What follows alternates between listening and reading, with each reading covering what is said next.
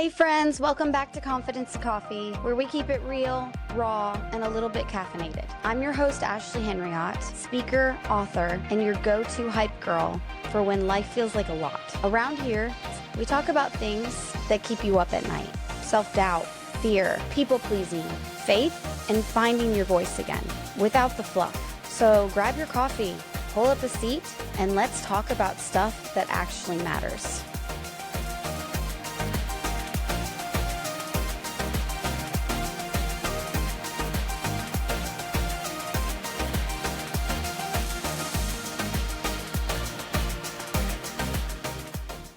Welcome back to Confidence and Coffee. It's Tuesday, and it's not just Taco Tuesday. It means like we get to hang out and learn about all the great things here. And I'm trying really hard not to use the word excitement, but we really do have a special guest on, and I really was excited about it, okay? So I'm going to say that loud and proud. I'm so happy to have Mitch here. And what I mean is he's the creator of the Dream, Think, Do podcast, which is in the top 1% of podcasts worldwide. We're up there. Let's go. He's also a coach, a speaker, and an entrepreneur who's worked with companies like Nike, NASA, and Disney. But here's what I love most about Mitch. He has a heart for helping people. He has a heart for helping people live out the purpose that God put inside of them. And his message isn't just about success. He's not like a regular entrepreneur. It's about giving yourself permission to dream bigger, right? Think bigger.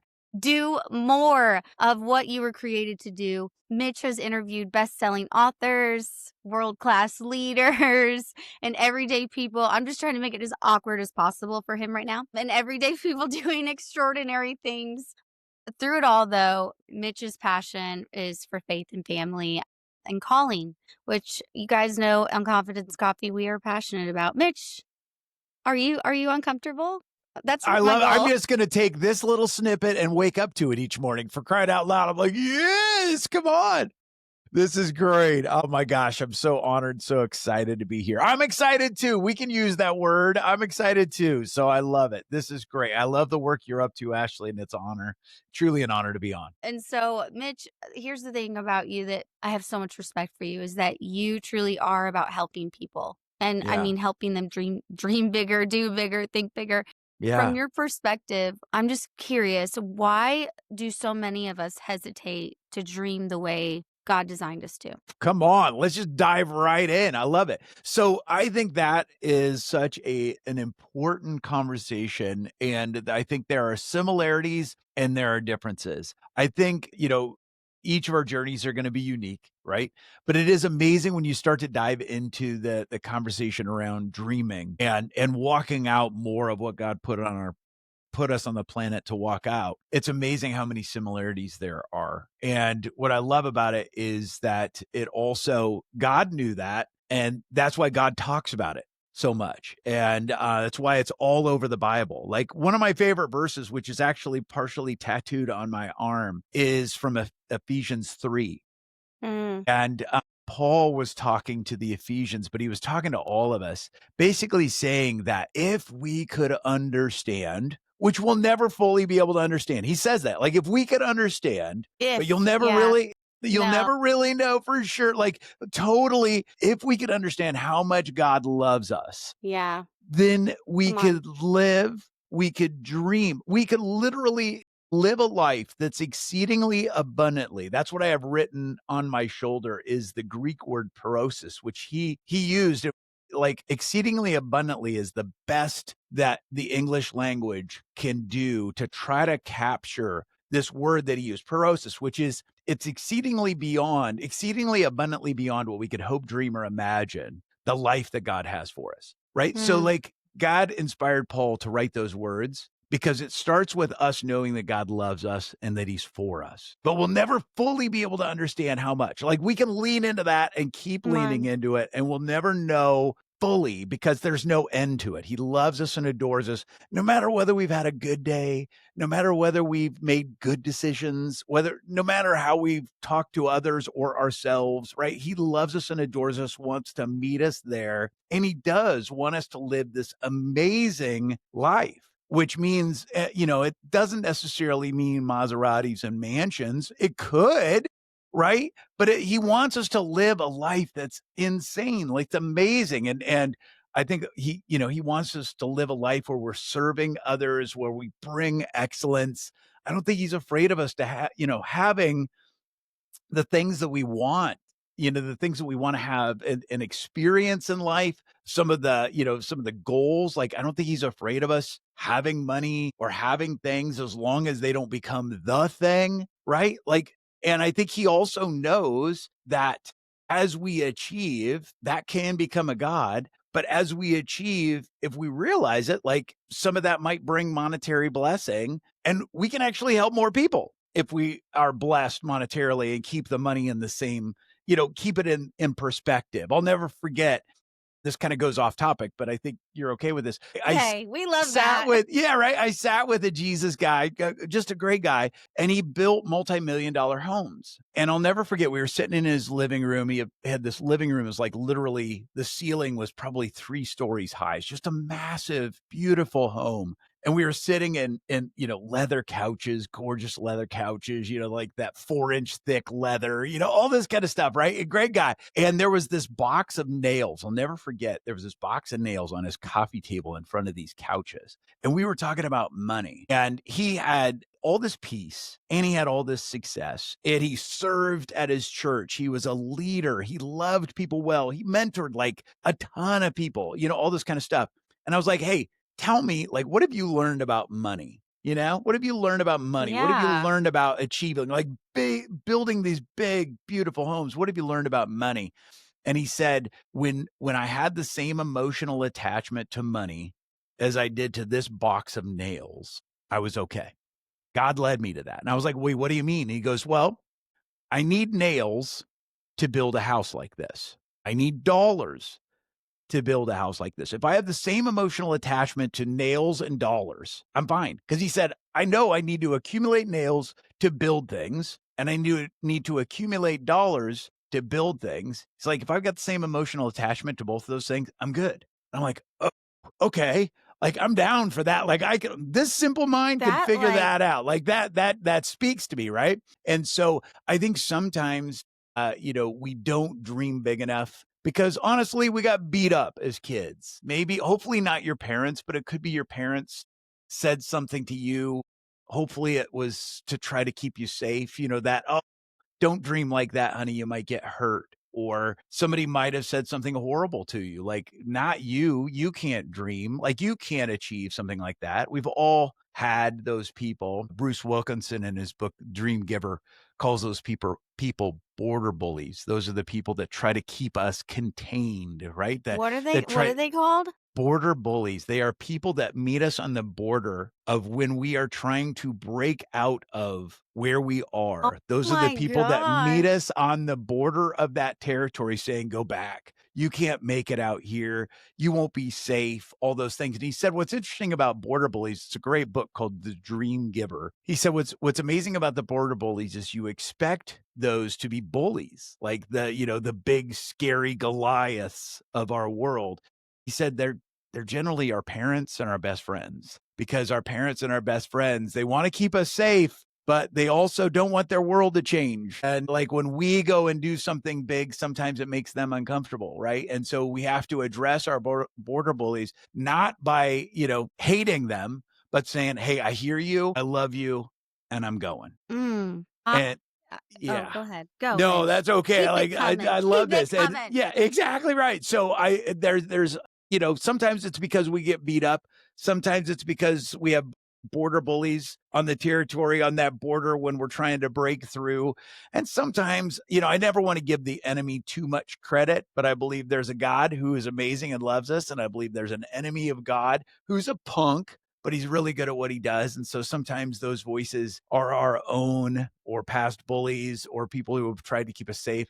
And sometimes, let's be honest, sometimes those voices are the enemy who's absolutely horrified of you being all that you were put here to do, and to dream those big dreams and go out and accomplish them. And so sometimes we get beat up by the enemy because he's horrified of you doing Yeah. what God put you here to do. Yeah. And, I'm gonna bring this up, but, like, I wanna go back for a second Yeah. when you were talking about, the aspect of money. Well, Yeah. Jesus in his ministry, he was provided money.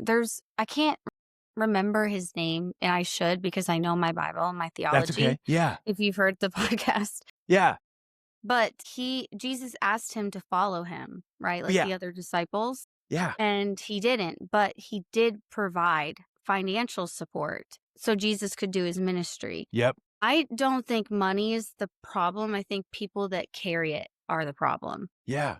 And I think it's the way they see money. I think that we do need to see it outside of ourselves in a way that, like, I want to see money in a way that allows me to reach as many people as possible because that protects you from the idolship of aspect of money. Because the Bible says you can't love money and love God at the same time. You can't.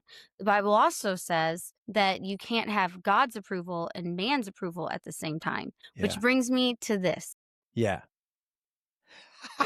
You're I love it. you're you're in a season of, like, your heart has been about permission, and Yes. that excited me a little bit. So you kinda often talk about that. You often talk Yeah. about ourselves and permission, and, like, you have, like, this whole genre in what to say, like permission to start small. Like, I got emotional reading it, like, like the Yep. permission to not have all the answers. Like, how does that line up with the way that God calls us to step out in faith from your perspective? And you don't have to, like, touch so much on the God aspect, Yeah. but I told you I Oh, yeah, can't help no, it. It's all absolutely. Yeah, oh, it's my no, identity. absolutely. It's even better when we can talk about the God perspective. So, yeah, I love the subject of permission because I've needed it.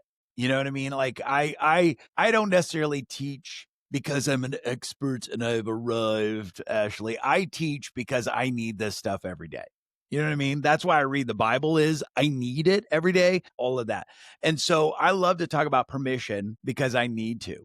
And one of the reasons why I need to is that I am a recovering perfectionist. Me too. I don't know. A lot of people are like, I don't think I am. And it's because perfectionism, I actually think that perfectionism is probably one of the best games the enemy's ever thrown because most people don't understand it. A lot of people wrestle with perfectionism and they don't realize they are. Like perfectionism, a lot of people think if you're a perfectionist, then your desk is perfectly organized. Your kitchen could be on the cover of Elle Decor, right? Like everything in your house is in its place and perfectly designed. But perfectionists are pile people Mm. because I don't know if we've ever talked about this, but if you're a perfectionist, you often will come home from a meeting and maybe you've got, notes or there was a participant's guide or a booklet or something that was printed off and you come home and you put that on the corner of your desk or you put it in that one place in your kitchen because you don't have the perfect place to put it yet. So you put it there until you have someplace perfect. And then the pile grows and grows and grows. And then you have friends that come over and you're like, oh crap, I got to do something with the pile. And the pile goes in a bag or goes in that drawer or goes in a box or somebody's going to come over to your desk. You're like, I can't look like this. I look like a crazy person. So I'm going to put the pile away. I'm going to hide the pile and the pile grows and then a new pile starts. That's perfectionist because we're looking for the perfect place to put stuff and it never arrives, right? Or perfectionists also, we need hardcore deadlines because we're good at starting stuff, but we're not great at finishing stuff. So we need a deadline to make us go, it's not perfect, but I got to have it done. So if it's due at midnight, you're sending a send at 11:59, right? Because that deadline helps you to push through that last 10 to 15% that's so hard for perfectionists. The reason why permission is so important for me is because I'm a recovering perfectionist. I'm not as bad as I was, but I'm not where I want to be yet, but I'm getting better every day, right? But Preached. permission, right? Exactly. But permission helps me because oftentimes if I'm starting something new, my heart is I want to do it perfectly from the start. I want to know all the steps. I want to know that I'm going to have not only the amount of time that I need, but the perfect time, right? Like if I'm going to be creative, I not only need 2 hours to be creative, I need those 2 hours to be perfect on a mountaintop with clear blue skies and everything and the perfect pen and the perfect desk and all the stuff. You know what I mean? And that so rarely happens because it's not a perfect world. So we have to give ourselves permission for it to not be perfect, to start when it's messy, to start when we're not confident. It's like we were talking about before we hit record. People don't get confident. You preach this, you teach this so well. You don't get confident before you start. You get confident as you go, right? So you have to give yourself permission to start messy, to start small, to start when you don't know everybody you need to know, when you don't have enough money, right? To get it done yet, you still start. And so it starts this whole thing, I think, going after big dreams and big goals and more of what you're put on the planet to do starts with giving yourself permission to begin. Yeah, I love that. I have to go back because it's like I'm a recovering perfectionist. I'm still recovering, okay? I have the perfect desk. Yeah. Hush. Yep. Yeah. Okay. Probably Oh, I'm with change you, this right? Like the background. camera can't see the corner of my desk. I told you Mine I'm not either. perfect yet, right? I probably Back changed there is this fine, but background. there are no Yeah. piles back there. But up here, there's a couple of piles. Yeah. Yeah, and I talk about that in my book, Confidence is an Inside Job. Yeah.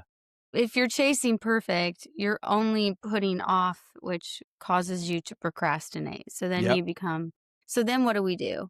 We Yeah. actually aren't solving the root of the problem, which is perfectionism. We're Right. saying, what do you hear all the time as a coach? I hear, I'm just a procrastinator. Yeah. And I'm like, Yeah. I don't know. Like, I That's think it's it. deeper than that. Yep. And I think it goes even deeper into people pleasing. Yeah. Right? 100%. Because really, Yep. genuinely, why? Like, I do this with my kids. I have 4 kids, and Yes. I'm so grateful that my teenager still talks to me and still wants my advice. Like, he came in, I was Right. so That's a excited. win. Come Like, on. my husband was like, "I wanna go to bed." And I was like, "Oh my god, no. Like, what do you want?" Like, Yep. "Yes, ask me." But it was about sports and blah, blah, blah. Yeah. And I said, "Really, I believe you'll make the right decision. Like I believe in you. I trust in Yep. you. You need to trust in you. Yeah. You need to ask yourself the hard questions. Yeah. Why do you Come want to on. do that? Yeah. Come Like on. why do you want to continue to play football? Cuz to me on the outside it sounds like you want to play wrestling Yeah. and you don't want to give up on that. Don't ask me. I want you to take a minute and I want you to pray and ask yourself and then tell me what you came up with. Yep. And then we can have a discussion." That's And I so think good. yeah, and I think that's like the aspect of like truly helping us heal and give ourselves permission is understanding why we're not. Why are you not giving yourself permission? You'll always find something deeper. And I believe that the enemy uses that too because he loves shallow. He's a Right. shallow, scared little person who doesn't Yep. have power, okay? And so he wants to keep us in shallow water because if we go deep, we're going to see the beautiful paradise that God has for us. Yep.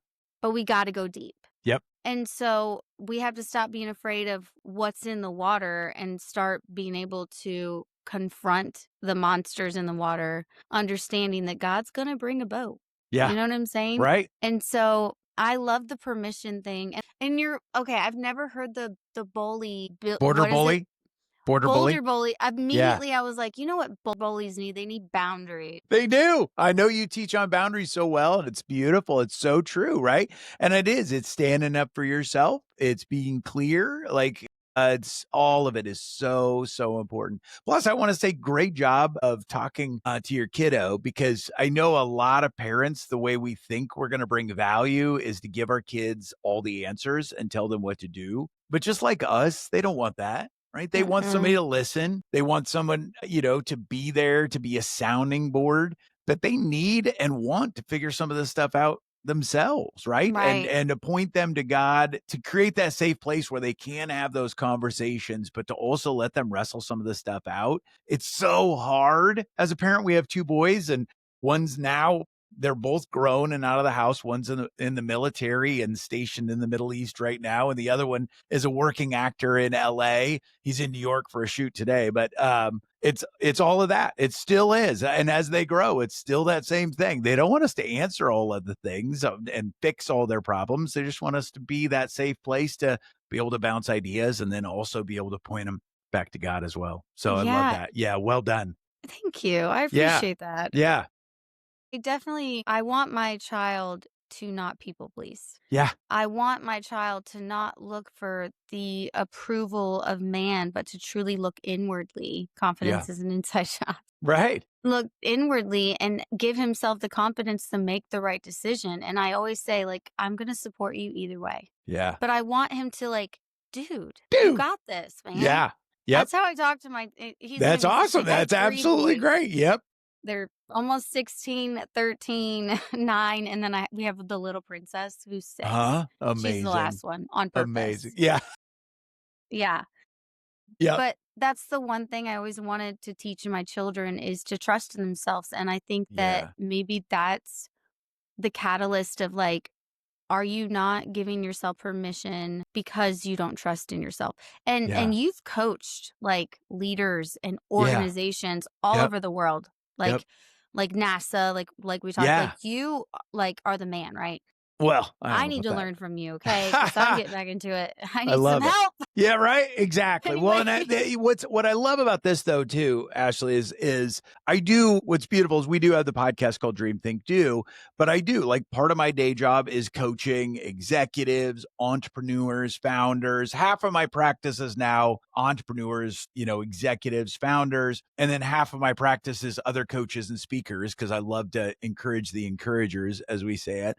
But literally half of my coaching practice is wildly successful people. And I can say that because I'm expensive. And so, you kind of have to have a level of success to get to work with me for that kind of coaching. And the reason why I bring that up is not to brag at all. The reason why I bring it up is those wildly successful people wrestle with these very same things. That's what I was gonna ask you. Right? They wrestle with the very same thing. So what's interesting is so often when I'm working with a high level leader or I'm working with a founder, oftentimes what I'm doing is helping them start something new, whether it's launching a new business or moving into a new season in their life, whatever it might be. And what's interesting is we have to go back to these permissions. Like one of my favorite permissions to talk with my wildly successful clients about annoys the shiznits out of them because it's absolutely true and it freaks them out. And that is to give yourself permission to be a novice. And that's tough for anybody, but it's really hard for wildly successful people. And I know a lot of your audience are wildly successful. So I bring this up that when we're going and trying something new, we have to consciously intentionally give ourselves the chance to be a novice. And what's Mm, interesting is for wildly successful people, oftentimes they've had that success in a certain area, whether it's a career track, an industry, a level of leadership. They've had success and they've been able to prove that over time. It's been probably a very long time since they felt new at something. When they didn't have all the answers, when ooh, they didn't know exactly how something was going to go, right? yeah. And what's awesome is that being a novice in some ways is a place and time. Like, right, you're starting something new. It's a place and time, but it's also a mindset. And this is why novice, the word novice is so important because when it's a place and time, you have to acknowledge, all right, you know, a lot of my people, I say, hey, don't start being a novice for the first time again. Like if they're a C-suite, executive and they've been there for a decade or more, or they're a founder of now a multi-million-dollar organization, say, don't start being a novice immediately at something like starting a whole new business. Give yourself permission to practice being a novice. And what they'll say is like, what do you mean? And I said, well, we'll pick something a little bit safer, like take a cooking class or take a freaking yoga class, which is hilarious. Some of my executives look at me like I'm smoking crack, but I'm like, seriously, go learn yoga for 3 months, right? You will feel like a total goober. Nobody will know you, but let yourself feel the full experience of being a novice, of learning something new, because that's a time and place thing, but it's also a mindset thing. Because when you're a novice, you also give yourself more permission to ask questions. You give yourself more permission to not have all the answers. You give yourself permission when you are a novice to be curious about something, right? You don't assume you have all the answers. You know you need to learn from somebody else. So you open yourself up to mentorship, coaching, right? Instruction from someone else. So I say, hey, but even for the person that's wildly successful in a role, I said, hey, every once in a while, even give yourself permission to be a novice again in that role you've been in for a decade. Just see what it does for you, right? But Mm. being a novice, again, being open to trying something new, not having all the answers, being curious, asking questions, learning from others, all those things. It's amazing what kind of doors that will open, both in kind of life experiences, but also in what you learn about the world, about a certain task, and about yourself. It's priceless. That's so I'm gonna write that down. Hold on a second. My internet is being ridiculous right now, and Okay. I rebuke it in the name of Jesus. So let me Yeah. just pull Come on, this back internet. up. I know. Okay, we're good. Okay, we're good. Okay, Awesome. I wanted to kind of like connect into that aspect of like, do you ever have like these coaches or just people that you coach or inspire when they come to you and maybe they don't know what to do? Like maybe Yeah. they know they're called and they're like in between something. Like how do you help them find that clarity? And then do you add any biblical principles or help them do like mind shift changes? Sure. I love that. Oh my gosh. Yes. All right. So, a couple of different things there. One, everything we do or everything I try to do is biblically based. But when I first became a coach, I prayed and I was like, Lord, I want to be a Christian coach. Right. And God's like, no, be a coach that's a Christian. And I was like, and this is just the nudge I got, but I was like, why? Like, I want the world to know I'm a Christian. And the sense that I got when I was starting was, and it's continued to be is, hey, he's like, I want you to work with people that faith is important, but I also want you to work with people that haven't felt comfortable going to a church in 2 decades or ever, because I want to meet them there. And so I feel like Mm. my coaching and speaking business, our training company is really kind of a covert ministry because, I've been able to sneak scripture into, corporate events where they said absolutely no references to the Bible. And I'll be like, absolutely, no way, of course. But I'll put up a proverb and say, Jewish, like 2,000-year-old Jewish thought, right? And it's like, and the people will come, like Jesus people will come up like, that was Philippians, right? Like like I have a whole keynote on worry, and I have a church version, a Jesus version where I'm like, hey, this is the scripture and all that stuff. And then I have a corporate version where there's no scripture quoted, but it's all based on Philippians 4. But I dive into the neuroscience of what Paul was teaching in Philippians, right? Like it makes sense that God would talk about how the brain works because he designed the brain, right? So everything I do in my coaching, everything I try to do in my coaching is biblically based. And sometimes people know it and sometimes people don't. And I'm okay with it. God's okay with it. You know what I mean?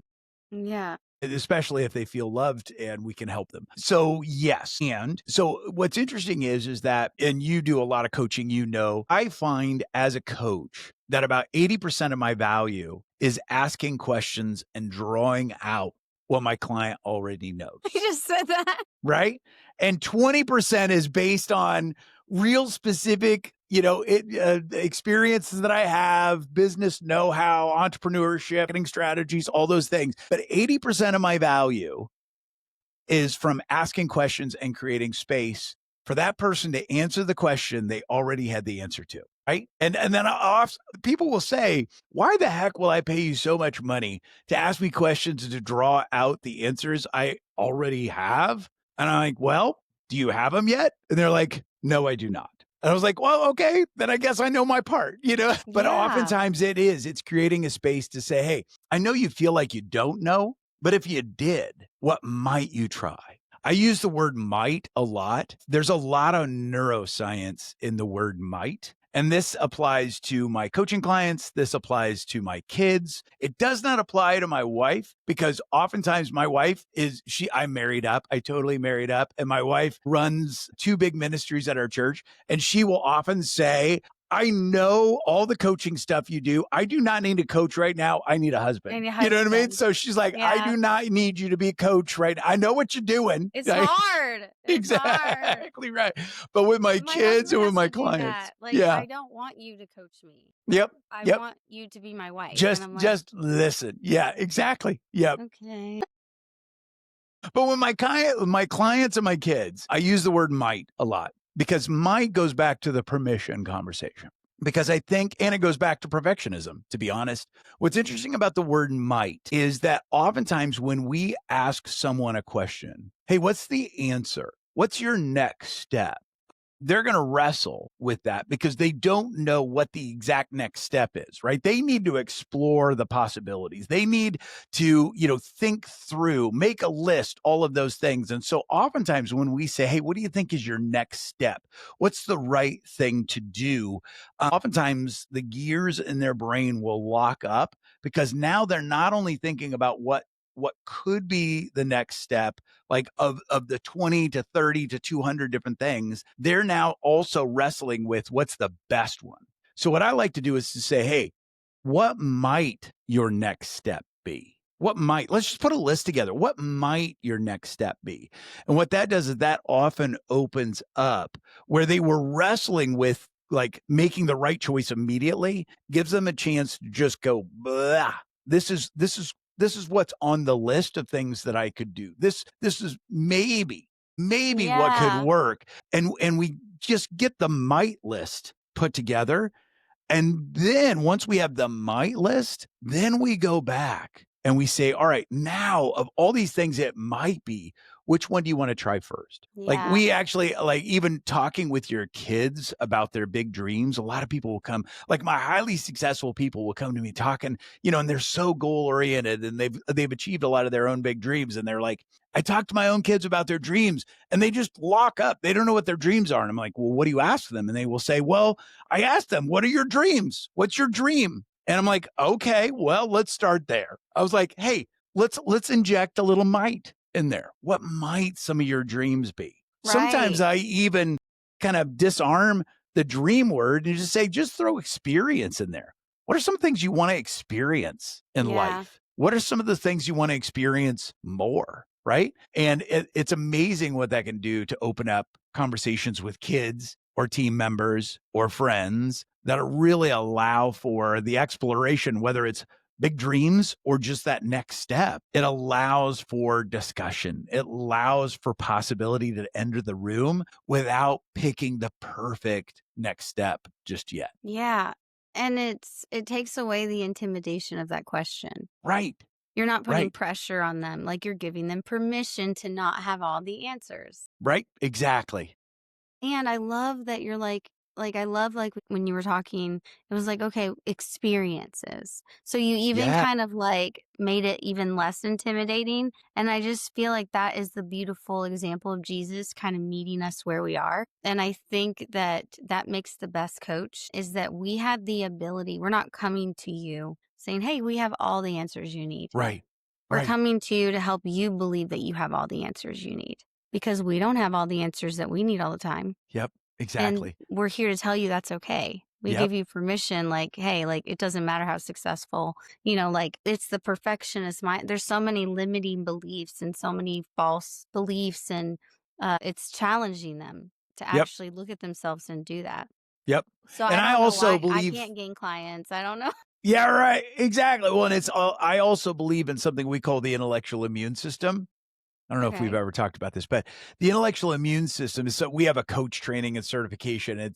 It one of the big things we talk about is the intellectual immune system. That's what we talk about questions being so powerful because we draw things out of people as opposed to telling them. And the intellectual immune system, the whole idea is that I believe that our intellect has an immune system similar to our body's immune system. Not medically, but metaphorically. So you know how your immune system is supposed to work, right? Like I was just recently on an airplane and I had this adorable kid in front of me who was coughing and sneezing and mucus was coming out of every orifice. Ah, You know, that kid, right? And I'm like pleading with my immune system and God to keep me safe and keep me healthy, right? And that's what the immune system does. It like sees, things that come from outside and it attacks them. So if it's a flu bug or a cold virus, whatever, that immune system kicks in, shuts it down. It that's a beautiful thing, right? But I had a friend who had all sorts of health issues. They realized he needed a kidney transplant. Went to the best surgeons in the world. His mom stepped up to the plate. She was a perfect match. They did surgery, went flawlessly. And even though he knew he needed it, his mom was a perfect match. The surgeon did a perfect job. What did his body's immune system do to that kidney anyway? Reject it. Rejected it. Why? I don't know. Because it Why came did it from why outside him, right? The immune system attacks Oh, what yeah, comes yeah, from yeah, yeah. outside you, right? So I believe our intellect functions the same way. We might know that we need a solution, but if that solution feels like it came from outside us, oftentimes our intellectual immune system will attack it. We might accept it at first. Like, I don't know about you, but you can read a book and go, oh my gosh, I needed these 7 habits, or oh my gosh, these 9 principles. Was John C. Maxwell living in my house? How did he know I needed these? Right. But then, like 2 days later or 2 minutes later, you can go, yeah, but it's not quite my world. John C. wasn't really walking in my moccasins. Right. And we start to reject those ideas over the course of time. So I always say with the intellectual immune system, we have to acknowledge it. Right. And what's beautiful is that if a person feels a part of the solution, the intellectual immune system won't shut it down. So what I will often do is say, hey, what do you think might be your solution? Whether it's a client or whether it's one of my sons, hey, what do you think that next step might be? Then we talk through it, right? I might throw in a couple of ideas, right? But it's mostly their idea. And then I give them the chance, like, hey, of all these things we talked about, what do you think might be the right next step? And, usually it's a little bit of them. It's a little bit, maybe, but, a little bit of my ideas too, right? But now they feel a part of creating it. Now that solution feels like it's theirs. And so the intellectual immune system doesn't kick in and shut it down. They own it and they can move forward. Because I always say, when you own it, you use it, right? Mm. And so that's also a big reason why I'm such a fan of well-asked questions, creating a safe environment to listen, right? Active listening, so that then we don't shut down, or we don't stir up the intellectual immune system. We allow them to come up with solutions they feel a part of, Mm. so that they can own them and use them. That's so good. That is so good. Yeah, like, I think, coaches like you are the most non-intimidating people. Yeah. And I also think that we don't need recognition. Like, our literal jobs are like make you think of your own ideas Right. or like to take it and use it. Like, do you know what I'm saying? We don't need to be recognized unless, Yeah. like, hey, look, I gotta make some money, give me another client. But like, other than that, like, you do you. You know what I'm saying? Right. Well, that's what I say. Like, we've trained up thousands of coaches, and people ask me all the time, like, what are some of the signals that someone's a natural coach? And I will say it's That's interesting. good. Yeah, but one of the signals, like, just like you were just saying, one of the signals somebody would be a natural coach, like really good at coaching, is they don't want the spotlight, right? There are some people who think they should be coaches because they feel like the most brilliant people in the room and that everyone should listen to them, right? I've got it all figured out. Just trust me. Do what I do. It will be perfect, right? We don't generally love learning from people like that, right? They might have a bunch of answers, but we don't. I know I don't. We have a I we have don't. a no douchebags kind of policy over here, right? So it's that thing, and so I would say, hey, if you naturally as a coach are curious, like you legitimately are interested here, what do you think might work, right? If you're willing to hold somebody as capable as opposed to just looking down on them, there's a very good chance you could be a really successful coach. That gave me goosebumps Yeah. Good. because I Well, love it's what I because you're a good coach. Like, that's also because you're a good podcaster, right? Like, you legitimately come in. We talked about this before we hit record, but like, you legitimately come in curious. You don't you come in with a purpose. Kind of an essence of what you want to talk about, but you're like, hey, let's see where this goes, because I'm legitimately curious to see where this conversation will take us, right? I think that's a part of why you're a great podcaster, but it's also why you're a good coach. Yeah. Well, yeah, I think I don't, I guess it is one of those things. I keep hearing it, but like, I really am like, I want to hear, like, you have a message and it's my job to honor you in that hour and Yeah. to make you comfortable and to make you like pull out all the good stuff in you. That's the way I look at it when I'm podcasting. Yep. Because I know, like, when the camera comes on sometimes, even for me, or the mic comes on, things change for them, Right.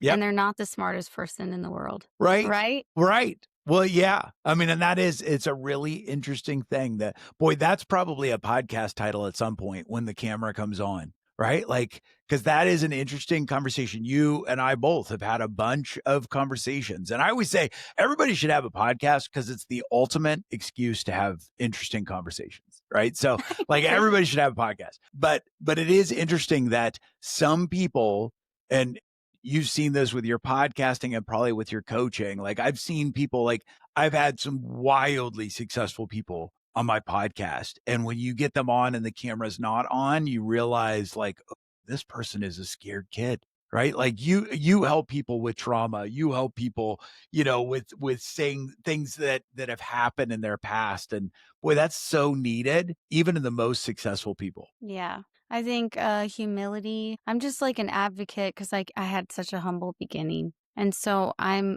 an advocate for people in the Yeah. regard that like if that successful person doesn't really want to show you what's actually going on, I have access and I will. Yep. Yep. And that's the thing. And that's what I love. I think that's also that's a reflection of God's heart.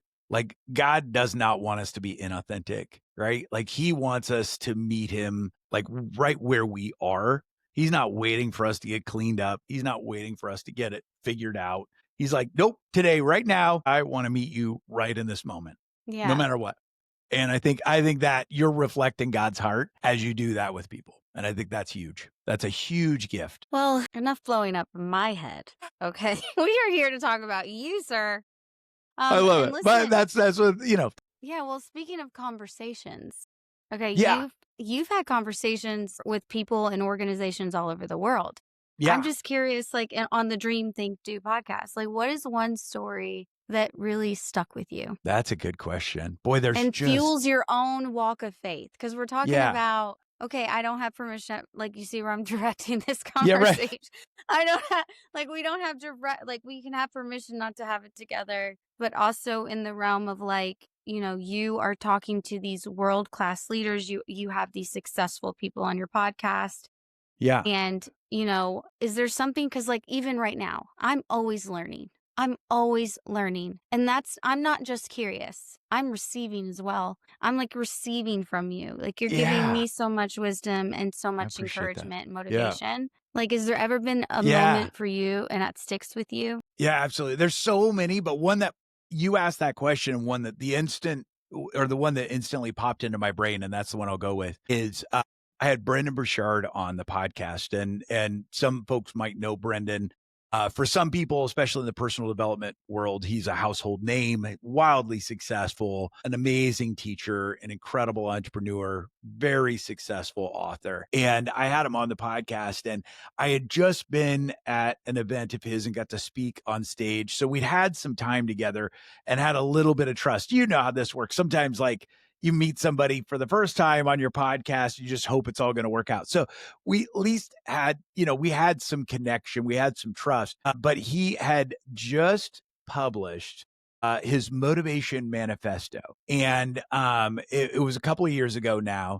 It was probably his least successful book because what he decided to do was write it in a style that was kind of the founding fathers kind of language. So as you read it, it's almost like reading the Declaration of Independence. It is inspiring, but it's not an easy read. It's a little bit of a struggle. And he knew that, but he just felt like that's how he was supposed to write it. So what's interesting in that conversation, one thing that I now call the Brendan Burchard question that I ask everybody is, especially if they've written a book that has any kind of habits, principles, any of those things, is I will often say, okay, you just wrote this book on this thing, mindset, confidence, strength, whatever it is. Of these principles you teach on, which one's the hardest for you personally? Oh, And it's always interesting to see if people will be real, because some people will be like, I have no problems with them. I have it all figured out. But most people are like, gosh. no, this is the one, right?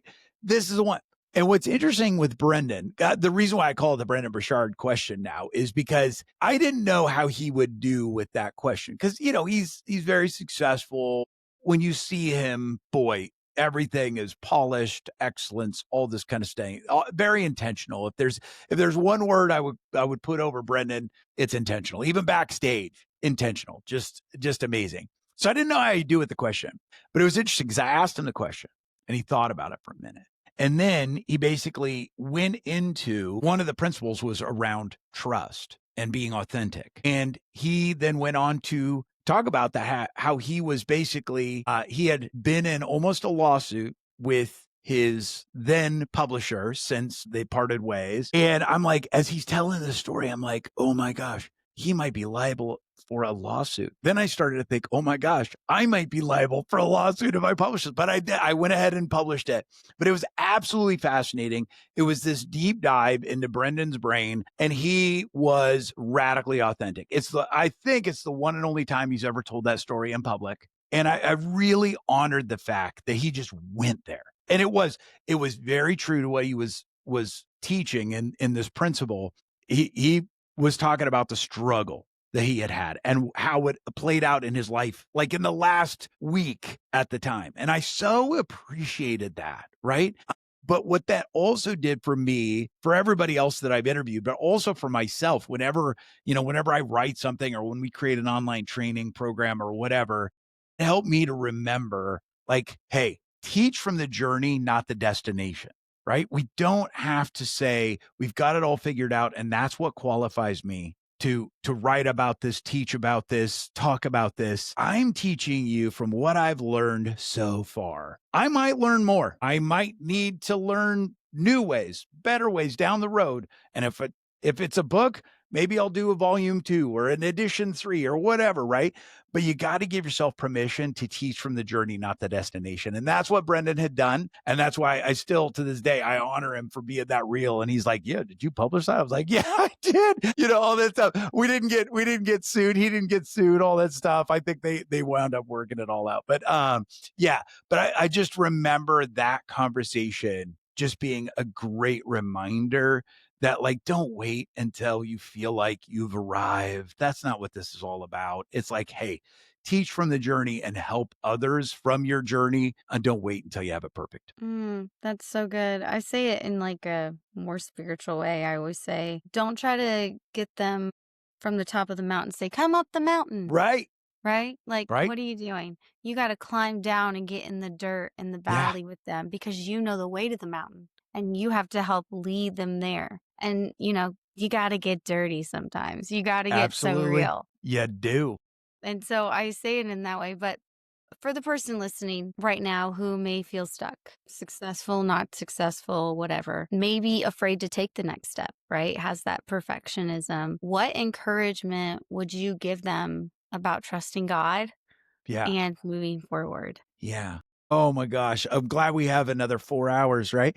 So one I of the know. things I would say to that person, especially that's listening to your podcast, because that means they either know that God loves them or they're curious about that idea, right? And I to them I would say, what if you took God up on his invitation that he is actually saying to you right now, hey kiddo, I adore you. I adore you. I know all of the great decisions and I know all the mistakes and everything in between, and I've got you. And what if you actually took him up on that offer to believe that? Mhm. Right. And with that, I will give 2 different quick verses. One is Joshua 1:9. And in the book of Joshua, chapter 1, the basically the way the story goes is Joshua had been trained up in the promised land, or excuse me, trained up to lead the Israelites into the promised lands. He was on the border of the promised land, 40 years of training in the desert, years before that, accomplished warrior, amazing leader. And now he's on the border of the promised land. And then chapter 1, it's basically God talking to Joshua. And 3 different times, God has to say, Josh, be bold and courageous. Now, you know your kid. You don't say something to them 3 times if they already got it. So that means even though with all that training, with all that time, Joshua was still nervous. Joshua was still scared. God was not waiting for Joshua to feel wildly confident and incredibly competent. God was saying, kiddo, be bold and courageous. Now, what I love about that, though, too, is that God said, be bold and courageous, not because you're a talented leader, which he was. Be bold and courageous, not because you're an accomplished warrior, which he was. Be bold and courageous because you're in incredible shape or you're a good looking guy, which he probably was, right? None of those things. He said, be bold and courageous, for I'm with you wherever you go. And what I love about that is it's a great reminder that Joshua, with all that training and all that preparation, still felt nervous. So that means we probably might feel nervous too. But the guy was saying, hey, I'm with you wherever you go. And that is a promise he gave Joshua. And that's a promise he's giving you. Now, the second story I will pair with that because that is important. But I'm guessing that some of your listeners are like, I love that, but I don't know that I can accept it fully, or I don't know that I have enough faith, right? There's also a story that I will put with the Joshua 1 concept, and that is from a story of Jesus interacting with a dad. And it's in Mark 9. It's one of my favorite stories as a dad, and it sometimes still makes me tear up. But the dad, if you can imagine, the dad brings his kiddo to Jesus, and the kiddo we probably know he probably had epilepsy because it was saying he had seizures where he'd even throw himself into a fire, all these kinds of things. And this dad, if you can only imagine at that time how horrible, how horrifying that would be as a parent.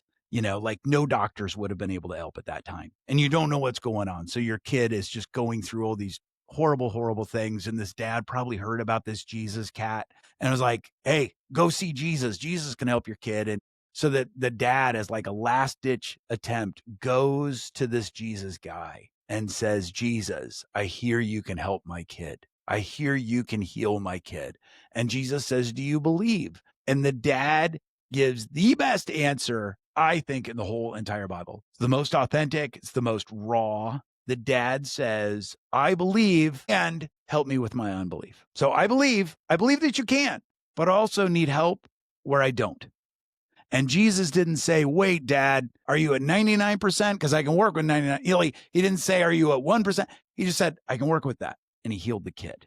So as we wrap up this conversation, I would say, what if you took the invitation of the Joshua 1:9 to be a little bit more bold, a little bit more courageous to start that thing, even though you don't have all the answers, even though you don't have all the confidence, you don't have all the steps. What if you just knew that God was going to be with you and you took that next step? And what if you pair that with that Mark 9 story that says God will meet you in that? He's not waiting for you to have perfect faith. He's waiting for you to say, hey, I got enough faith to take this step. Help me with the rest. And God's good with that. This tastes so good. It is so good. It is so sweet and so meaty and fulfilling. I mean, oh my gosh, like I could cry. Like I really felt that message. Yeah. And I hope to stay connected to you, but I'm looking forward to it. I know there's so many people that are going to want to connect with you from here. So where can they find you, Mitch? Absolutely. Best place to start is mitchmatthews.com. And also, I know a lot of your folks are prayer people. A lot of your folks might be, have their own businesses, might even think about being a coach, whatever. We do have something it's a free tool called the 11 prayers. You can go to mitchmatthews.com/11 prayers, the number 11 prayers. And that is actually just a free tool. I put together 11 go-to prayers because I pray for and in my business all the time. And people ask me about that all the time. Like, is it okay to pray for your business? How do you pray for your business? So we put this tool together and I think your folks would love it, whether they've got their own business or not. It would be a fun thing for them to explore. We just walk you through some of those prayers, why I pray them, how I pray them, and some of the fun stories that have happened as we did it too. So mitchmatthews.com/11 prayers would be another good place to start. And you guys can find all this in the show notes. Awesome. Don't forget to subscribe, leave a review, tag both of us. Like Come on. We're on social media. Like how were you inspired today? We actually do want to hear you. Yep, Hello. we do. It makes us feel good too. Come on. Yeah. We want to know. Tell us about it. Exactly. Go and leave a rating and review for Mitch. Like let's pay it forward. Let's do our part, right? If we can start there. Because it helps us and we're helping each other. You know what I'm saying? And so thank you guys for coming on Confidence and Coffee again on another Tuesday. Mitch, thank you for being here Absolutely. so much. I love that you have the coffee. If you poke my veins, I got as much coffee in there as blood. So I'm right there with you. When I saw your title of your show, I'm like, I love Ashley. So I love it.